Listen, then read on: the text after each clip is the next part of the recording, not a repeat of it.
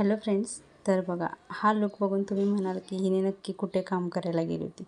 तर हा सीन आमचा राजा शिवाजी या चित्रपटातला आहे आणि आम्ही छोटंसं का होईना पण आम्हाला काम भेटलं होतं, त्यामुळे तर खूप अभिमान वाटला. खरं सांगायचं म्हटलं तर रितेश देशमुख सर यांच्याबरोबर काम करण्याची संधी आम्हाला मिळाली, त्यातच आम्हाला खरंच खूप अभिमान आहे.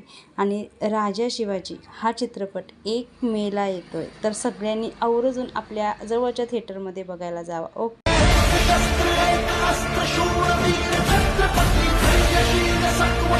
छत्रपती